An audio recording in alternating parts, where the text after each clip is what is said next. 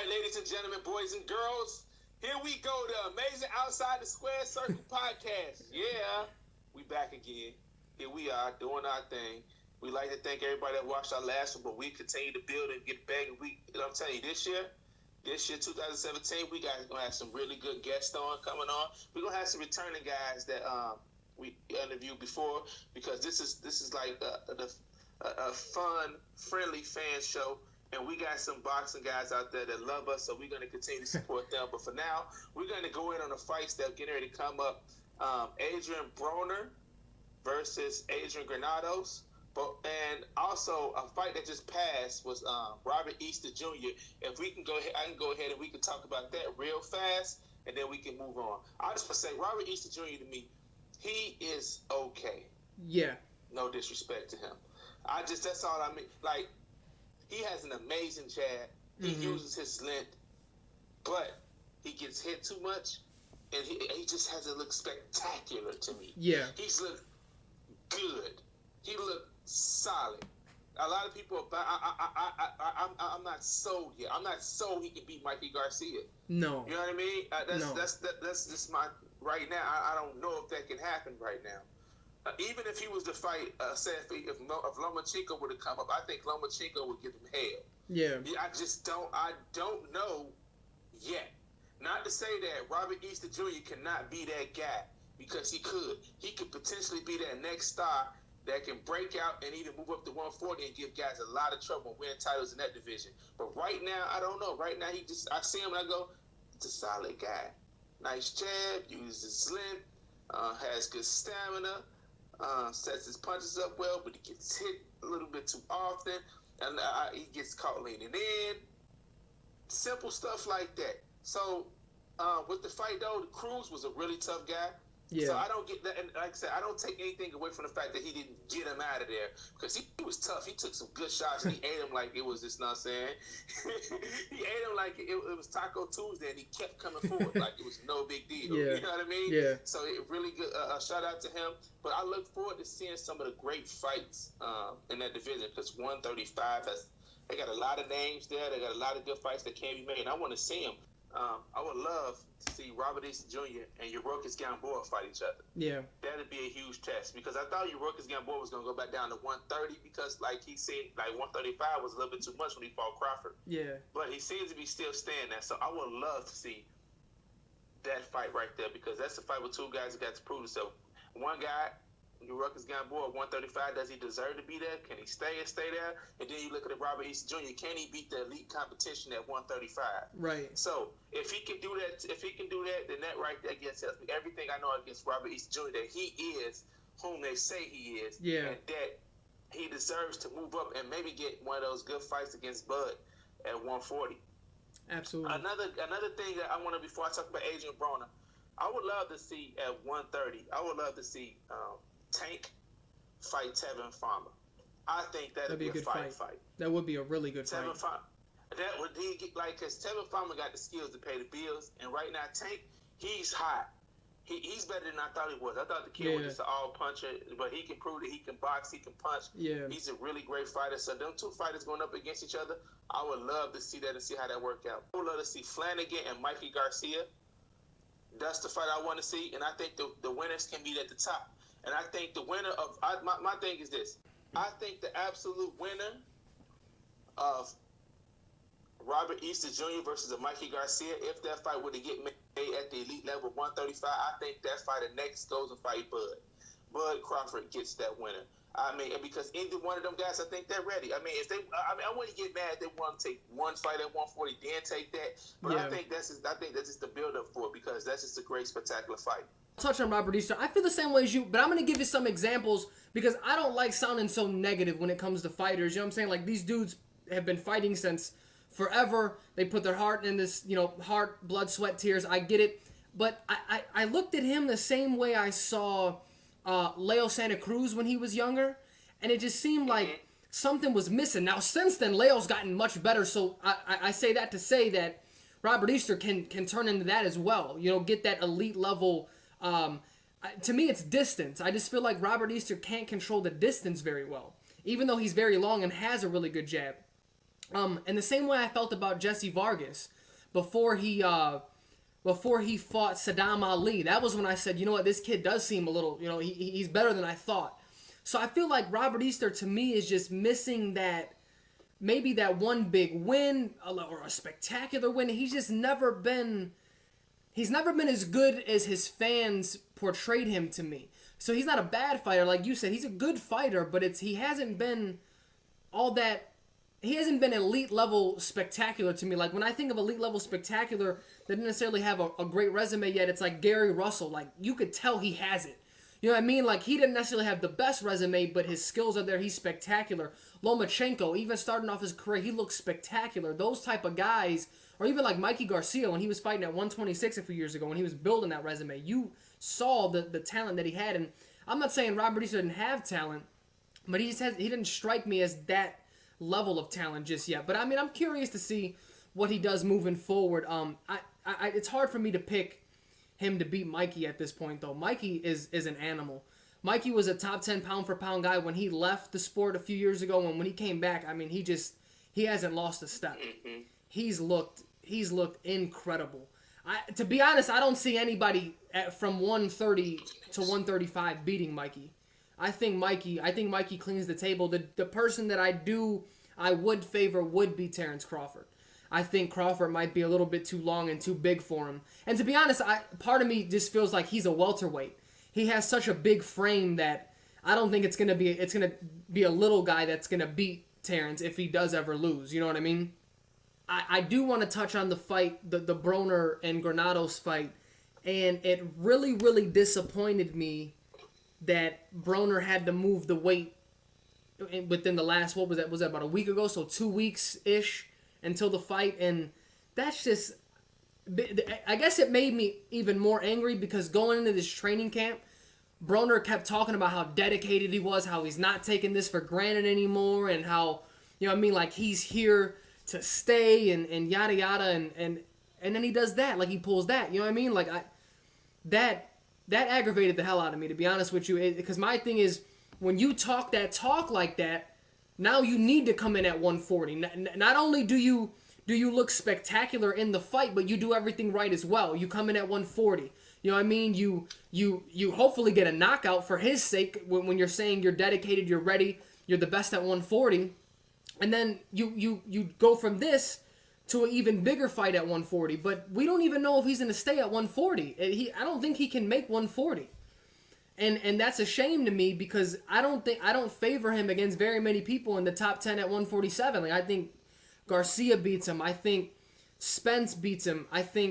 We saw Porter beat him. There's a lot of dudes. 47 is stacked, and that's not a knock on Broner. I just feel like he doesn't have the frame to compete at 147. He has all the talent in the world, but you're not going to compete against these dudes with the work rate that he has. He still hasn't shown me that he has the stamina and work rate to be able to beat some of these guys. You know what I mean?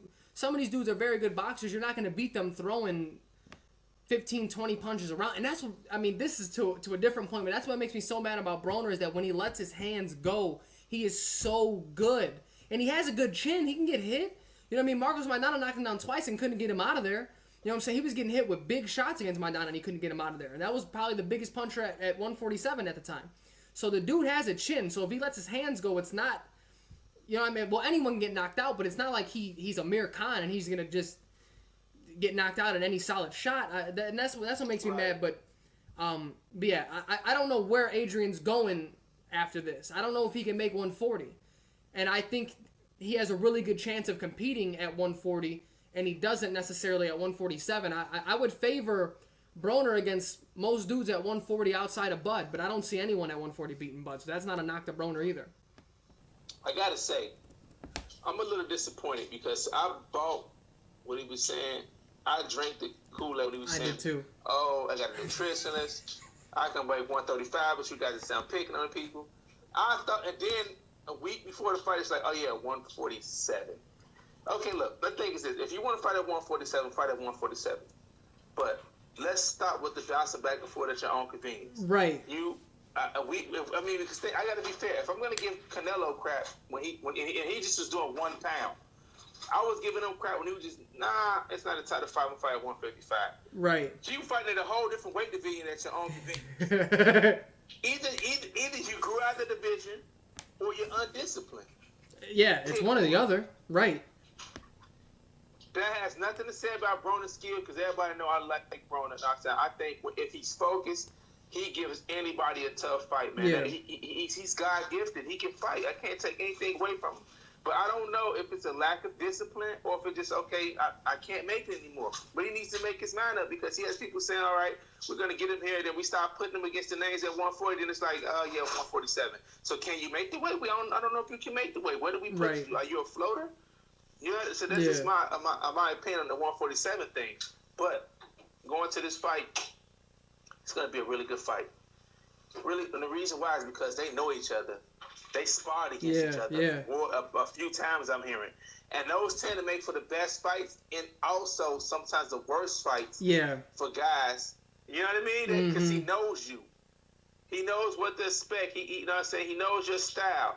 So this is going to be a really good fight, but I think it's going to be a tough task for Broner. I still got Broner to win. I think Broner's going to win, but I don't know if Broner's going to get him out of there. It may go to full distance of 10 rounds. I thought it was 12 until you just let me know it's 10. But my thought is this. When Broner wins, where did he go? And that's the only reason I made the whole thing about the 147, 140, because where do you go? Where do we put you? What is the talk now? Yeah. Can you make 140? Can we say that we want to see you against Terrence? Can we say we want to see you against one of those other champions at 140? At 140? Or do we just throw you in at the 147 mixed with the? I don't know. So that's my thing. Is my opinion is that I got Broner in a tough 10-fight round unanimous decision. But after this, I don't know where to put him or where to go because I don't know what he can do. Yeah, I see. Going into the fight, I picked him for decision, because I didn't know how well he would make 140. I think skill for skill, he's the better fighter than Granados. Granados is a tough guy, but I've always favored Broner in the fight. But since it changed to 147, I'm picking Broner by knockout. I think because he's not gonna have to struggle to shed those last few pounds at the weigh-in, the couple days before. You know what I mean? He's gonna be ready. His body's gonna be fit for the fight. I think he'll get him out of there. I'll say round 8. I think Broner TKO round 8. I think it would have favored. I don't know because at 140, Broner just seems stronger. Like when he was at 135, he just seems stronger when he's at those smaller weight classes. Now that he's at the 147, he's not going to be drained, so to speak. Right. But will his power carry? I don't know. Well, I mean, he did knock down Sean Porter. That wasn't a 147. That was a catch weight of 144 or 145. But they got to rehydrate, so they were both at regular fight night weights, and he dropped Sean Porter, and Keith couldn't do that. So he's still. I mean, he does have power up there. He does have power at 147. So I think because he's not gonna have to shed those extra pounds, that he'll get him out of there. And honestly, he needs to get him out of there. It can't be a boring fight. He needs to dominate this fight, especially after this. You can't pull this and then get a dull 10-round decision. Yeah, that'll just give people a whole bunch of negative stuff to say, like, oh, he's done, he's washed up. Yeah, he couldn't make 140. Now he can't get the guy out of that. He can handle it. Like, but I'm not. But I wouldn't be one of those guys honestly because I've seen Granados against Amir Ahman and he's tough. He is. He's a good fighter. And being that he's from Chicago, we're from Chicago. Yeah. So I ain't gonna say I want to see him win. I want to see him do good. I really want to see him do good. It's absolutely. Chicago in me. And see, but my thing is, I didn't mean he has to. For me, I mean, I think Broner's gonna win regardless. I mean, for him, for his sake, he needs to get him out of there. You know what I mean? Like he can't afford to let this be a boring fight and it go to decision. He has to put on a show after doing all this. Mm-hmm. Otherwise, his stock's gonna drop. He can't wait. If he wins 10-0 and it's a boring fight, no one's gonna. You know what I'm saying? Like his stock's gonna drop. No one's gonna want to see him. Yeah. So it's like, I mean, I don't know, man, but.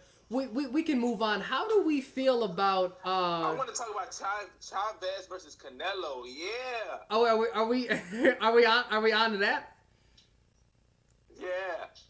My boy Chavez, he's taking it serious. So was Broner. Broner was taking this fight serious. We got my boy Chavez. He got his fight uniform on. Hitting the bag. Yeah. Like he's getting ready to fight that night. Yeah, I think I think stylistically the fight's not bad. You got a guy who I was born ready. you got a guy who Chavez Jr. who had his best success fighting in a phone booth when he was at 160. Everything was the inside game. You know what I mean? Mm-hmm. So I would hope he would try to revert back to that because he hadn't looked good when he tried to box like against Brian Vera. That was bad. That was just all bad, those two fights. And against Fanfara as well. So you got someone whose best success was in a phone booth, and you got someone who's probably, I don't want to say the best, but in terms of pure counterpunching, he's probably a top 5 counterpuncher in the game. Top 3, top 5, right? So stylistically, it makes sense. But what has Chavez Jr. done to earn this fight? You understand what I'm saying? Like, that's what gets me, is like stylistically. Chavez Sr. Right, exactly. That's what I mean. He's still living off his father's name. He hasn't really done much in the sport to earn that. I mean, his biggest fights he lost. He lost against Martinez. He didn't just lose against Fanfara. He got his ass whooped. I mean, so did he did against Sergio too. But that 12th round kind of, made it at least an instant classic. I think he was just high, and that's how he wore down in the 12th round, and he started to fight. Hey, you might be right, but I mean, I just don't have. Of course, I'm gonna watch, and I'm a boxing fan. I watch, I watch as many fights as I can, but I'm just not all that excited about it. And my thing is, I hear a lot of people saying, well, I hope Chavez wins because Canelo's a coward. But, like, why? Because then now you're really not going to get Canelo versus Golovkin. Like, why don't you want that fight? Like, at least, if that fight doesn't happen, at least let's have it be because someone's ducking someone, not because they lost a fight they shouldn't have. You understand what I'm saying? Like, that's so stupid. Like, people's logic is dumb.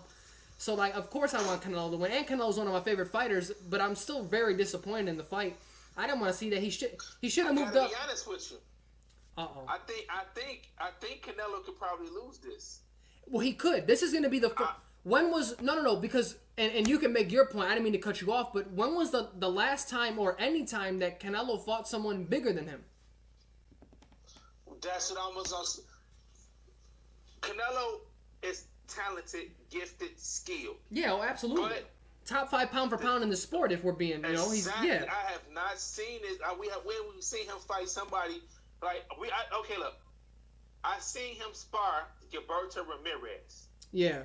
Maybe he feels like he was able to handle himself then against guys that sparring like that. Even though sparring is different from fighting, yeah, he can handle this. That's the only thing I can think because I've never seen him fight. Chavez is bigger in weight, bigger in height. Yeah, and I dare to say much bigger, much bigger in height. I mean, Canelo's 5'7", and he could lose this. He could, and I get what you're doing. So fans, the simple-minded fans, we're not saying Chavez is going to win this fight. We're just saying there's a chance. Right. I know. You have to clarify because people here.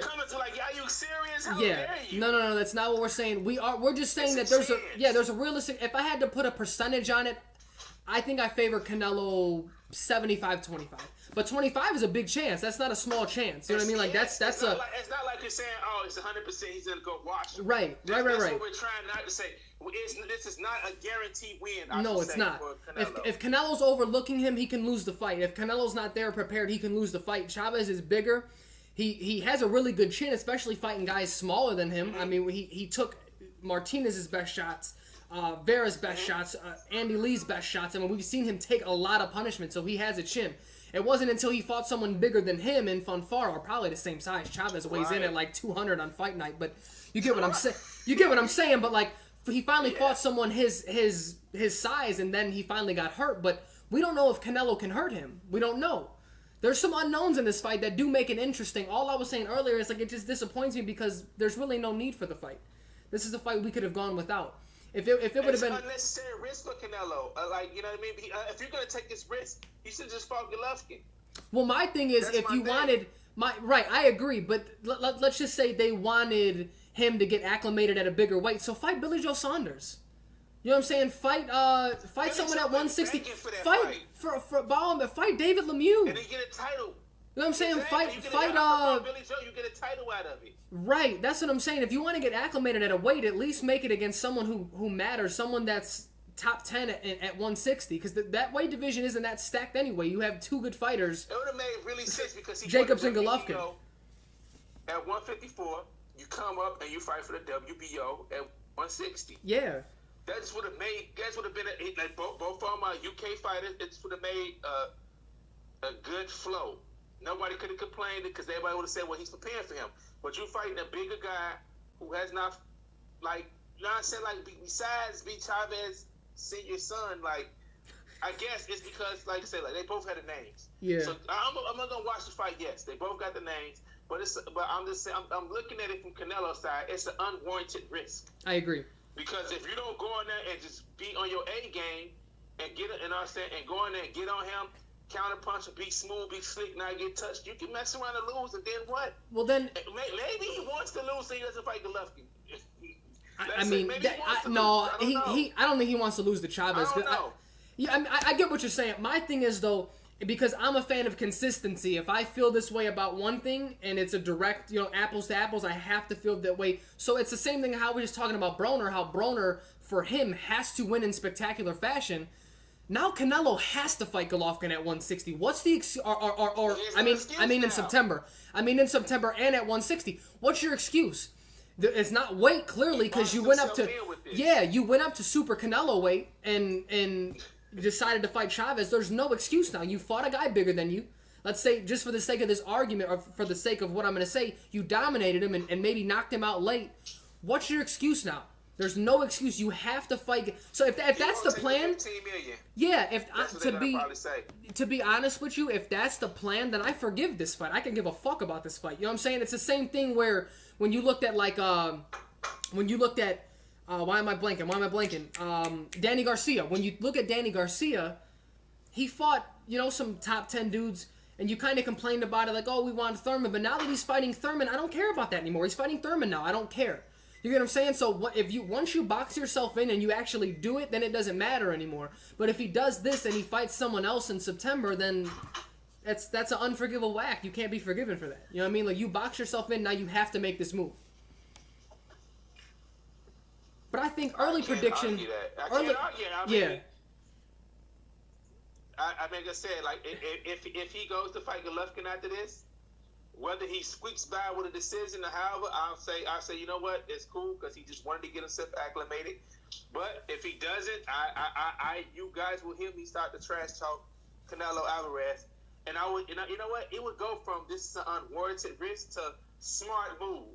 Because if you can handle a big guy like Chavez, and you can handle Golovkin, even though power, I don't know how to factor in their power because I know Chavez is a really great body puncher, but I don't know how hard he hits. But I know he seems to have a lot of power when he's fighting smaller guys. So, like I said, right, that might be the case, but I don't know. But we're gonna have to wait to see.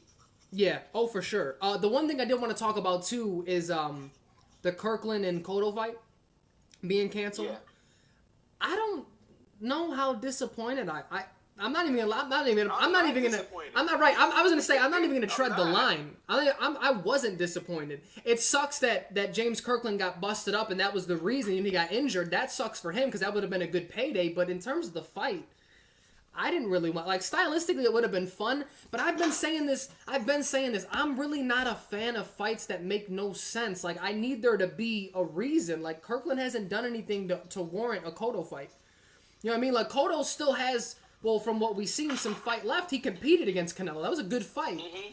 You know what I mean? So it's clear he has something left, but I mean that fight doesn't mean anything for the sport. It didn't mean anything for either of them other than money. It would have been entertaining, but it just didn't. Like Kirkland versus Marquez. Honestly, I like that. Kirkland might be a little too big though. Excuse me, sorry, Cotto. Jesus, I'm sorry. Cotto versus yeah. Oh yeah. Remember because they were negotiating? Yeah, that wouldn't be a bad fight. Cotto versus Marquez. Like, I wanted Cotto to say, okay, I'll come to 147. You know what I mean? Or even 150. I think 150 would be fair. But can Marquez, because Marquez is a smaller guy, like when he was fighting Pacquiao, that was fighting at like, what, 144 or something like that? Yeah, I think it wasn't until the fourth fight that it was at 147. Yeah, they were at the third fight was 144 or 143. So can he fight at 150? Yeah. I mean, I don't know. But it's not like Cotto's a big dude at 154. When he was fighting for when he fought Gil at what was that 158, he came in at like 153. Mm-hmm. So it's not like he. I still want that. And I heard it when they're trying to negotiate. I still want Cotto versus Marquez. I wouldn't be mad at that. Stylistically, I think that's a good fight. I wouldn't be mad at that. And I guess it's a bit of a contradiction because I just said I don't like fights that don't make sense for boxing because that doesn't necessarily. But at least Marquez, from the last we've seen him, I know he's had knee injuries. Like, he looked good. He's you know, I mean, he hasn't been outclassed. He doesn't look old. Like, he's looked good. So that's at least something James Kirkland KO'd his last fight. Right. Well, what was Marquez's last fight? Was it the Pacquiao fight? Or was it the? It wasn't the Brad. Last fight he KO'd Pacquiao. That was this. Let me fact check that because I don't want to sound stupid. He walked up into the sunset after that. He didn't fight Bradley after that. I thought he fought Bradley after that. He did. He fought Bradley. He fought Bradley after that, and then I think his last fight was Alvarado, when he knocked out. I don't even think he finished him when he beat Alvarado. Let me fight after Pacquiao. No. I remember because the build up to the Bradley fight. Remember Bradley in the 24/7 or whatever they were calling it. He was like, "That's it." He should have left after that. He should have left with the image with him bleeding from the nose with his fist up after the fight. He shouldn't be fighting me because I'm gonna whoop his ass. I remember that. Let me look. Man, it's been what 2-3 years since we've seen Juan Manuel. Jesus, it's been a while. Yeah. His last fight was. Let's see. Yeah, Mike Alvarado. Mike Alvarado in 2014, May 17th. It's coming on 3 years. Woo. Coming on 3 years. Retired then. That's a long. That is. But Cotto, when was Cotto Canelo? That was 2 years ago. He's been out of the ring for a little while too. I don't think that wasn't last. Don't make me misquoted. I have no clue. Look, I'm gonna see, dude. My timeline. I'm so bad when it comes to timelines. If you let me tell it. Everything happened in 2007, and I have no idea why. My mind always goes to 2000. I have no clue why. Let me check when that fight happened. But yeah, I mean, there's a few good fights out there for Cotto. That I'd like to see. That being said, I do want this to be his last year in boxing. He's getting old, and even though he looked good against Canelo. How would you feel about Cotto versus Jesse Vargas? November 21st, 2015. Yeah, his is coming up on 2 years. Cotto versus Vargas, I don't know. Cotto might annihilate him. Even though I said earlier this same podcast that Vargas fought really good against Manny. He did, but Manny has regressed more so than Cotto has, in my opinion. I don't know how controversial that is, but he really no. But wait, hold on, wait. Let me give context to this. I still think Manny would beat Cotto if they fought again, right? But I'm saying that's my next. I was right. So if they fought again, because I still view Manny as elite. He can still beat a lot of top guys in the sport. But from where he was in 2012 to where he is now, I think that's a bigger drop off than from where Cotto was. What would you say his prime was? 2011, 2010 to where he is now. He's kind of stayed steady. He's regressed a little, but Manny has regressed a lot, even while he's still elite. He's regressed a lot from his prime. You know what I mean? His stamina didn't seem to be there. He's only throwing 400 punches. He went from this guy that would just, you know what I mean? Just kind of. Yeah, he was the Energizer Bunny, and now he's. Yeah, exactly. I was looking for the word. How he just continuous is like. Yeah, and now he's a reserves fighter. Right, exactly. Right. So I think in terms of that, but I would still favor. I mean, why not get that rematch? I wouldn't be mad at that rematch. Why not? They joked about it, and they joked about when they was on the Cotto Kirkland press conference. They joked about him versus Manny, and it was like, and then Cotto said something along the lines of it wouldn't happen. He made a joke about it though. Yeah. Well, I know. But Uncle Bob doesn't like doing business with Rock Nation. Isn't that a thing? I believe that's a thing. I don't know, but I'm not too sure. I get confused with all the beefs. I'm drawing a blank. Yeah, I get confused with all the beefs. Al Heyman and Rock Nation has a thing that I've heard of. Yeah, and that goes back because him and Jay had an argument way back in the day about something because Heyman used to be in the music industry. I don't know, all that stuff is stupid. I don't like to get into, but yeah, man, this is shaping up to be an incredible year for boxing. We have big fights. We have incredible fights.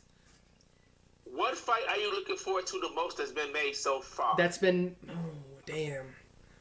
To me, it's between 3. 4. No, 3. It's between 3. It's between Errol Spence and Kell Brook. It's between Golovkin and Danny Jacobs, and it's between Thurman and Garcia. And I'm gonna have to say, I'll say, damn, I don't know, dude. That's tough because there's so many angles for each fight. I'll say Thurman and Garcia. What about the heavyweight division? What about I was gonna say Klitschko. That's why I said 4, and then I was like, no, 3, because Klitschko might be too old, man. Part of me feels like, or a lot of me feels like, Joshua's gonna get him out of there. He's past it. Yeah, a lot of me thinks Joshua's gonna get him out of there relatively early too. But we'll see. My opinion might change on that. But my thing is, I guess my rationale for that, and I want you to answer your same question, is I'm trying to think of what is the most competitive fight. I think of the 3 I listed, I think Golovkin and Jacobs is the least competitive, and I think Thurman and Garcia is the most competitive. The only reason I'm not picking Brook and Spence as the most competitive is because I don't know how his eye is going to heal. If you tell me that his eye heals perfectly and he can still make 147 healthy, then I would pick that fight. But those questions, you know what I mean, make me not put that up there. My favorite fight so far, I had to say, it is Danny Garcia versus Keith Thurman. I mean, and Danny Garcia's crazy angel is helping it all the way. Jesus, I kind of want Keith Thurman to punish Danny just for his daddy. Yeah. There's nothing against Danny. It's like his daddy gets under my skin and I'm not even fighting. Yeah. It's like I want him to knock Danny into next week, and then his daddy can say, okay, well, I gotta shut up talking all this crap because my son got a knockout on his record now. Yeah. You know what I'm saying? I kind of just want him to shut up because of that. But that's the biggest fight. The least competitive fight, I would say, is Klitschko versus Joshua.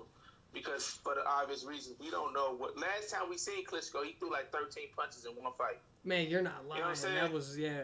Like, so, I don't know if he's going to come fight. I don't know. But I do think Danny Jacobs versus Golovkin, it's going to be an upset. Yeah. Are you going?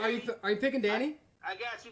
I got the Miracle Man. Oh man. We're gonna see another miracle. Hey, when that episode, somebody got to do it. When that episode rolls around, we're gonna have a nice debate about that.